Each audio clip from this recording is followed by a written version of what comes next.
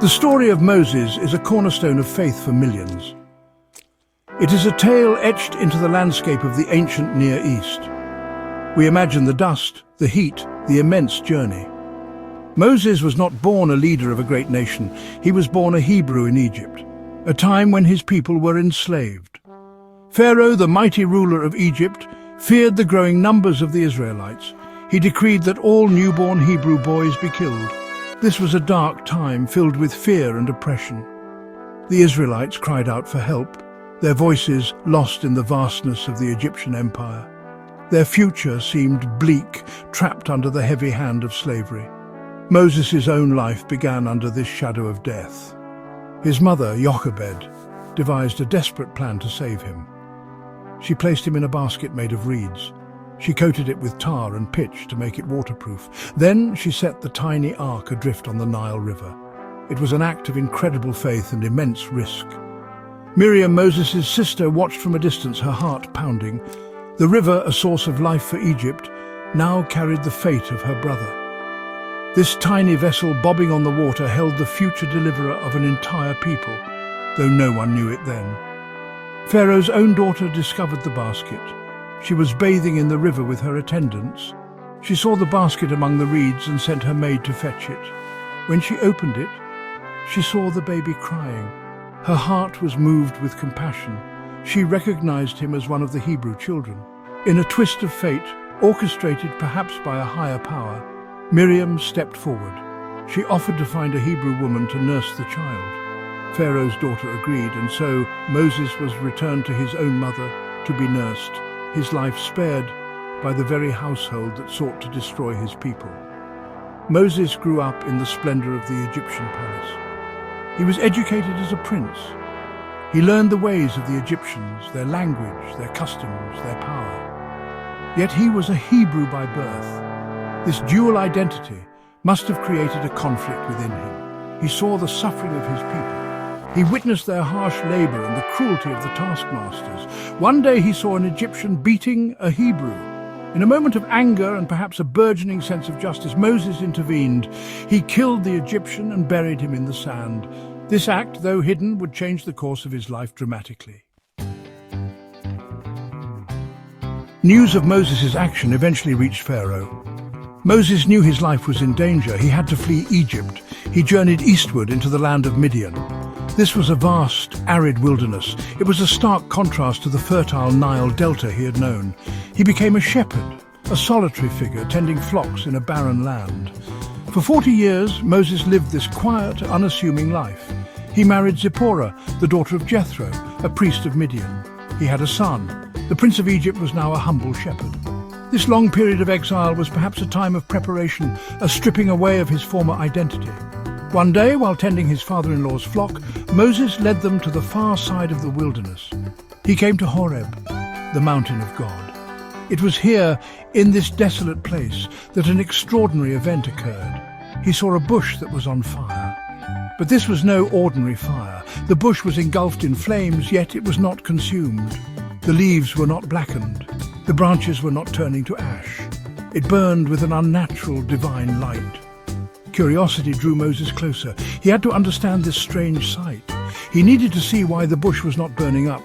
As Moses approached, a voice called out to him from within the burning bush. "Moses! Moses!" it said.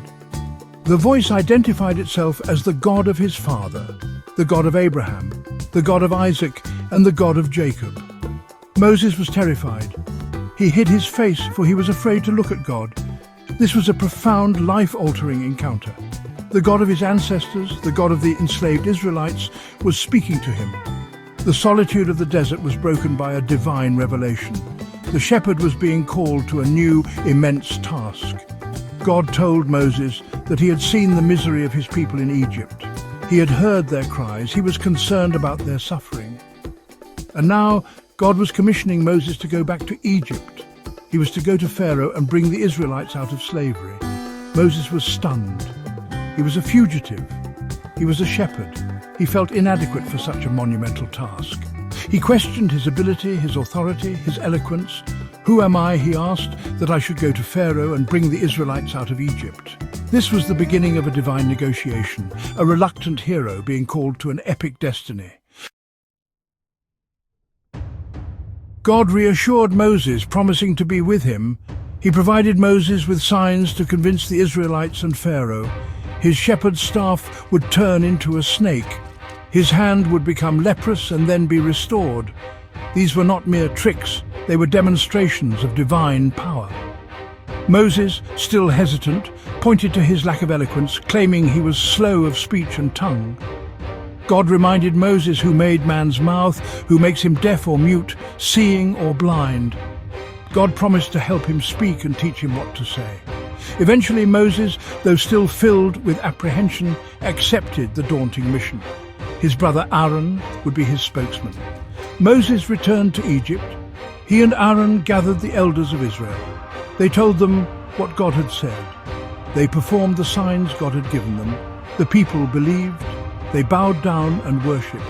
For the first time in a long time, hope flickered in the hearts of the enslaved Israelites. Their God had not forgotten them. He had sent a deliverer. This initial acceptance by his own people must have been a source of encouragement for Moses, but the true test lay ahead, confronting Pharaoh, the most powerful man on earth, who considered himself a god. Moses and Aaron went before Pharaoh. They delivered God's message. Thus says the Lord, the God of Israel, let my people go so that they may hold a festival to me in the wilderness. Pharaoh's response was arrogant and dismissive. Who is the Lord, he scoffed, that I should obey him and let Israel go? I do not know the Lord, and I will not let Israel go. Pharaoh saw this demand not as a divine imperative, but as an excuse for the Israelites to shirk their work. He was the embodiment of absolute power, unaccustomed to being challenged. Instead of freeing the Israelites, Pharaoh made their lives even harder. He commanded his taskmasters to stop providing straw for brickmaking. The Israelites now had to gather their own straw, yet still produce the same quota of bricks. This was an impossible demand. The Hebrew foremen were beaten. The people's initial hope turned to despair. They blamed Moses and Aaron for their increased suffering. You have made us obnoxious to Pharaoh and his officials, they cried, and have put a sword in their hand to kill us. Moses himself was deeply troubled. He turned to God, questioning why things had become worse. God responded to Moses' distress with reassurance. He reiterated his covenant promises to Abraham, Isaac, and Jacob. He promised to deliver the Israelites and bring them to the land he had sworn to give them. He would be their God, and they would be his people. This was a renewal of the divine commitment, a reminder that God's plan was unfolding despite the immediate setbacks. Armed with this renewed assurance, Moses and Aaron prepared to confront Pharaoh again, this time with demonstrations of God's power that would shake the very foundations of Egypt. The stage was set for a mighty contest. The first direct challenge involved Aaron's staff. Before Pharaoh and his officials, Aaron threw down his staff and it became a serpent. This was a sign of God's power. However, Pharaoh was not easily impressed. He summoned his own wise men and sorcerers. The Egyptian magicians, using their secret arts, also managed to turn their staffs into serpents. For a moment it seemed like a stalemate, but then Aaron's serpent staff swallowed the magician's staffs. This was a subtle but significant victory. It showed that the power Moses and Aaron wielded was superior. Yet Pharaoh's heart remained hard. He refused to listen. The first of the 10 plagues was then unleashed upon Egypt. Aaron, instructed by God through Moses, struck the water of the Nile River with his staff. In front of Pharaoh and his officials, the river turned into blood. All the water in the Nile, in the canals, ponds and reservoirs turned to blood. The fish in the Nile died, and the river stank. The Egyptians could not drink its water. They had to dig along the banks of the Nile to find fresh water. This was a direct assault on the lifeblood of Egypt and its gods, particularly Hapi, the god of the Nile. The Egyptian magicians, however, were able to replicate this plague with their secret arts, turning water into blood as well. This replication, though on a smaller scale, allowed Pharaoh to dismiss the plague's divine origin. He remained stubborn, his heart hardened further. He turned and went into his palace, showing no concern for the suffering of his people or the clear sign from the God of the Hebrews. The plague of blood lasted for 7 days. It was a grim warning, a taste of the devastation that was to come if Pharaoh continued his defiance. The people of Egypt suffered, but their leader remained unmoved. Section 5. A land groaning under judgment, the escalation of divine power. The second plague brought an infestation of frogs. At God's command, Aaron stretched out his hand over the waters of Egypt. Frogs swarmed out of the rivers, canals and ponds. They covered the land.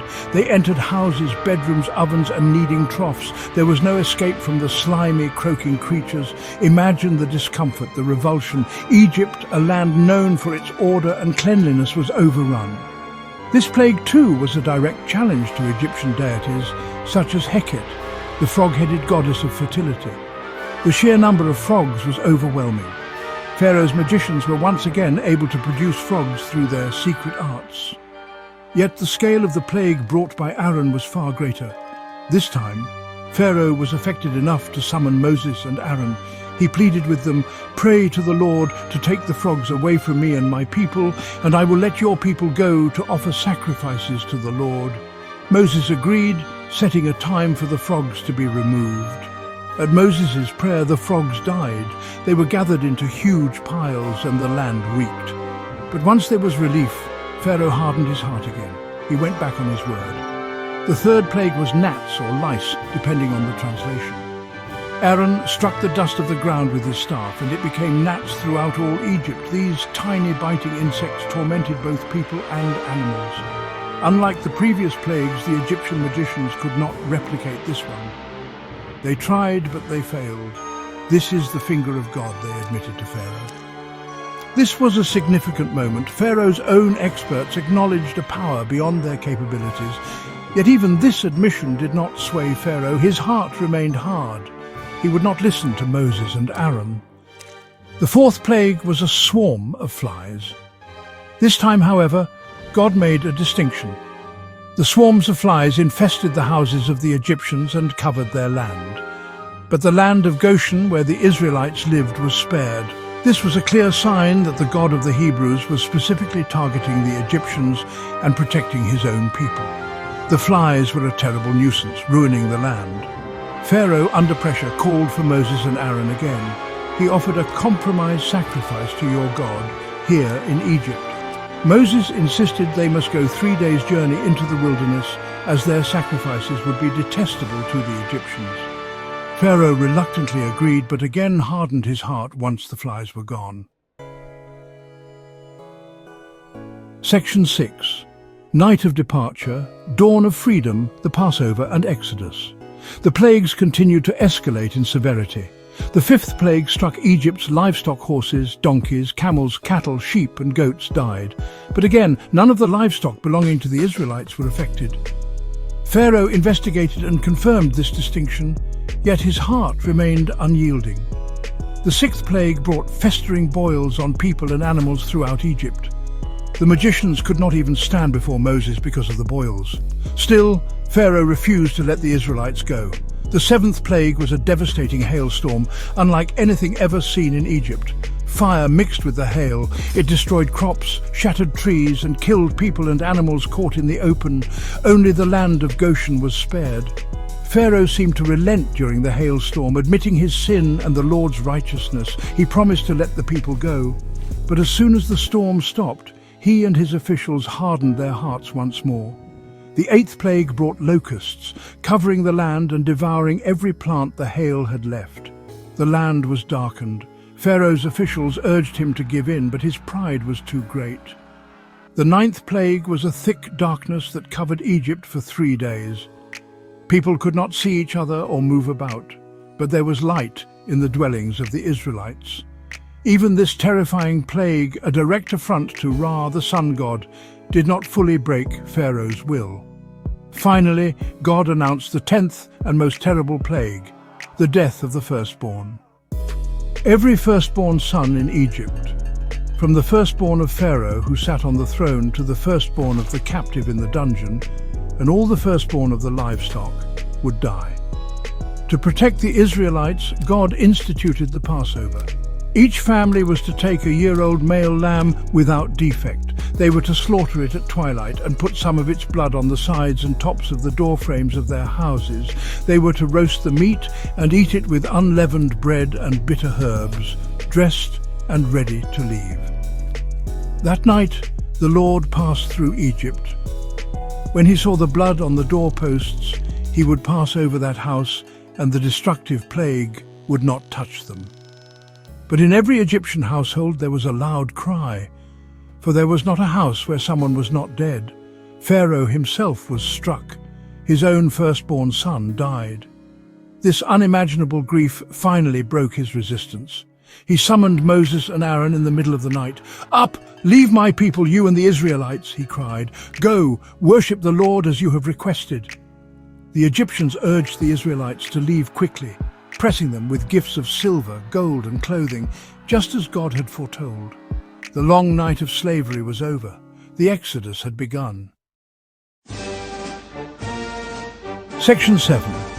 Waters divided, a path revealed, the miracle at the Red Sea. The Israelites, numbering about 600,000 men on foot, besides women and children, left Egypt. A mixed multitude of others went with them. They journeyed from Ramesses to Succoth. They carried their unleavened dough, as they had no time to prepare food for their journey. For 430 years, the Israelites had lived in Egypt. Now, in a single night, they were thrust into freedom. A disorganized, fearful yet hopeful mass of people. Moses led them, guided by God, who went ahead of them in a pillar of cloud by day to guide them on their way, and by a pillar of fire by night to give them light. However, Pharaoh's change of heart was short-lived. Once the initial shock and grief of the 10th plague wore off, he regretted letting his vast workforce go. "What have we done?" he and his officials lamented. "We have let the Israelites go and have lost their services." So Pharaoh mustered his army, his chariots, horsemen and troops, and pursued the Israelites. He caught up with them as they were camped by the Red Sea, near Pi-Hahiroth. When the Israelites saw the Egyptian army approaching, they were terrified. Hemmed in by the sea before them and the desert around them, with Pharaoh's chariots closing in, they felt trapped. Fear turned to anger and despair. The Israelites cried out to Moses, "Was it because there were no graves in Egypt that you brought us to the desert to die? What have you done to us by bringing us out of Egypt? Didn't we say to you in Egypt, 'Leave us alone, let us serve the Egyptians'? It would have been better for us to serve the Egyptians than to die in the desert." This was a moment of profound crisis for Moses. The people he had led to freedom were now on the verge of rebellion, their faith wavering in the face of imminent danger. His leadership was tested to its absolute limit. Moses, however, stood firm. He reassured the people, "Do not be afraid. Stand firm and you will see the deliverance the Lord will bring you today. The Egyptians you see today you will never see again. The Lord will fight for you. You need only to be still." Then, at God's command, Moses stretched out his hand over the sea. All that night the Lord drove the sea back with a strong east wind and turned it into dry land. The waters were divided, forming a wall of water on their right and on their left. The Israelites walked through the sea on dry ground. This was an astounding miracle, a divine intervention of epic proportions, transforming a barrier into a pathway to safety. Section 8. Trials in the Wilderness, Moses' enduring leadership. As the last of the Israelites reached the other side, the Egyptian army in hot pursuit charged into the seabed. Pharaoh and his chariots and horsemen followed them into the midst of the sea. But God looked down on the Egyptian army from the pillar of fire and cloud and threw it into confusion. He made the wheels of their chariots come off so that they had difficulty driving. "Let's get away from the Israelites," the Egyptians shouted. "The Lord is fighting for them against Egypt." Then, as morning dawned, God commanded Moses to stretch out his hand over the sea again. The waters flowed back to their normal place, covering the chariots, horsemen, and the entire army of Pharaoh. Not one of them survived. The deliverance at the Red Sea was a defining moment for the Israelites. When they saw the great power the Lord had displayed against the Egyptians, they feared the Lord and put their trust in him and in Moses, his servant. Moses and the Israelites sang a song of praise to the Lord, celebrating their miraculous escape and God's mighty power. This event solidified Moses' leadership and demonstrated unequivocally that God was with his people. It was a powerful testament to God's faithfulness and his ability to save. The image of the parted waters became an enduring symbol of hope and divine intervention against seemingly insurmountable odds. Yet, the journey through the wilderness was far from over. It was fraught with new challenges. The people soon faced shortages of food and water. In the desert of Shur, they went 3 days without water. When they found water at Marah, it was bitter and undrinkable. The people grumbled against Moses. "What are we to drink?" Moses cried out to the Lord, and God showed him a piece of wood. He threw it into the water, and the water became sweet. Here God made a decree and a law for them, and he tested them, promising that if they listened to his commands, he would not bring on them any of the diseases he brought on the Egyptians. Later, in the desert of Sin, the whole community grumbled against Moses and Aaron again. "If only we had died by the Lord's hand in Egypt," they lamented. "There we sat around pots of meat and ate all the food we wanted, but you have brought us out into this desert to starve this entire assembly to death." Despite the miracles they had witnessed, their faith faltered quickly in the face of hardship. God responded by providing manna from heaven, a bread-like substance, and quail in the evening. Moses had to continually mediate between a complaining people and a patient, yet just God. His leadership required immense patience, unwavering faith, and constant intercession. Section 9, Echoes of Liberation, the enduring legacy of Moses' journey. Moses' journey was not just a physical trek across deserts and seas, it was a profound spiritual pilgrimage. He began as a fugitive, uncertain and reluctant. He grew into one of history's most significant leaders, a lawgiver, a prophet, and a deliverer. His encounters with God, from the burning bush to the top of Mount Sinai where he received the 10 Commandments, shaped him and the destiny of his people. He faced internal doubts and external opposition. He dealt with a rebellious and often faithless people. Yet, through it all, he demonstrated remarkable courage, perseverance, and a deep commitment to God's call. One of the key leadership qualities Moses displayed was his humility. Despite his unique access to God and his powerful position, he remained aware of his own limitations. He often interceded for the people, even when they angered him or God. He was willing to put the needs of his people before his own. Another quality was his unwavering obedience to God, even when the commands seemed impossible or illogical. He trusted in God's power and guidance, which was essential for navigating the treacherous path from slavery to freedom. His ability to listen to God and communicate God's will to the people was central to his role. The moral lessons from Moses' journey are numerous and timeless. The story teaches about the corrupting nature of absolute power, as seen in Pharaoh, and the importance of resisting oppression. It highlights the power of faith in the face of overwhelming odds and the significance of divine intervention in human affairs. Moses' personal struggles teach us about overcoming self-doubt and embracing one's calling, even when it's difficult. The repeated grumbling of the Israelites serves as a cautionary tale about the dangers of ingratitude and lack of faith, even after experiencing profound deliverance. The journey emphasizes the importance of perseverance through trials. The significance of Moses' journey echoes through history and spirituality. For Judaism, it is the foundational story of their identity as a people chosen by God, delivered from bondage and given the Torah. For Christianity, Moses is seen as a prefigurement of Christ, a deliverer and lawgiver who leads people from spiritual bondage. For Islam, Musa, Moses, is a revered prophet. The themes of liberation, redemption, covenant and law continue to resonate deeply across cultures and faiths.